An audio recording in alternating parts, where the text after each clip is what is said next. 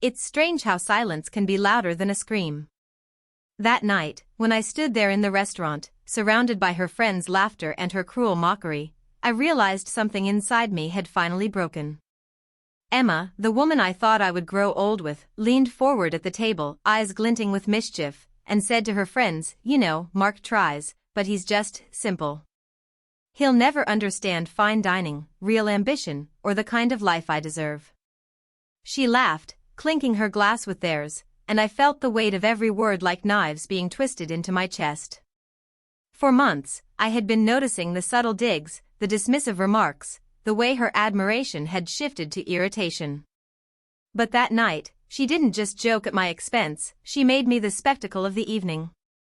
I remember staring at her, waiting, hoping, praying she'd look at me and say, "I didn't mean that, you know I love you."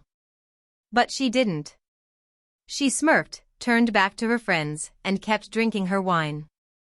And so, without a word, I pushed my chair back, dropped my napkin on the table, and walked out. No scene.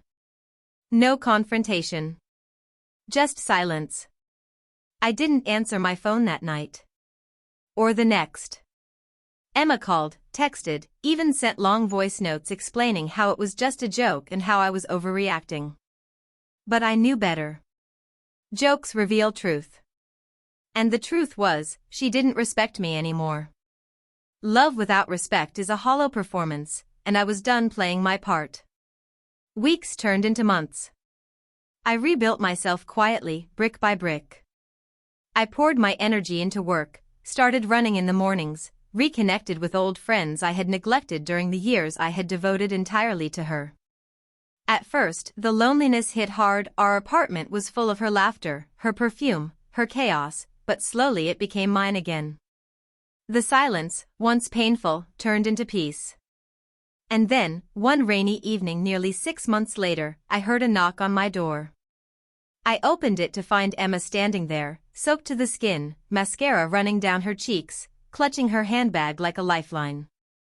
Her eyes, those same eyes that once made me fall hopelessly in love, were red, swollen, and desperate. "Mark," she whispered, her voice trembling. "You were my home." For a moment, time froze. I saw flashes of our past, the night we first kissed under the streetlight, the mornings we made pancakes in pajamas, the way she once looked at me like I was her whole world. And then I remembered the restaurant. The laughter. The smirk. The betrayal that wasn't cheating of the body, but of the soul. She broke down in front of me, sobbing into her hands. She told me she had tried moving on, tried dating, tried drowning her guilt in shallow nights and meaningless connections. But nothing worked. Every place she went, every face she saw, reminded her of me. "I ruined it," she cried. "I ruined us. You didn't deserve any of it." I listened. I didn't touch her. I didn't pull her inside. My silence was the wall between us, the same silence that had carried me out of that restaurant months ago. And in that silence, I understood something she hadn't yet. Love isn't just about wanting someone back. It's about never breaking them in the first place. "Emma," I finally said, my voice calm but unshakable.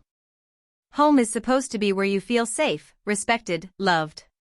You burned ours down the night you mocked me for the world to see." Her tears fell harder. She reached for my hand, but I pulled it away gently. For once, I wasn't the man begging for scraps of affection or explaining why I mattered. For once, I was enough for myself. She whispered again, almost choking on the words, "You were my home." I shook my head. "No, Emma. You left that home long before I walked away. You just didn't realize until the door closed behind me." And with that, I stepped back and closed the door. I leaned against it, heart pounding, not from regret but from release.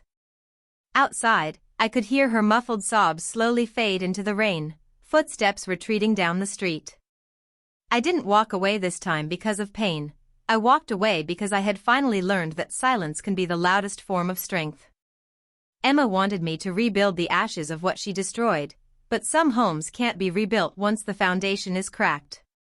Love, like trust, once broken, doesn't return the same. That night, as I sat in my apartment, the rain tapping softly against the window, I felt something I hadn't in years: freedom. Emma was right about one thing: I had been her home. But she forgot that a home only stands when both people protect it. I had carried the weight of us for too long, and I wasn't going to start again. Sometimes, the greatest act of love you can give someone is walking away, not for them, but for yourself. And that's exactly what I did.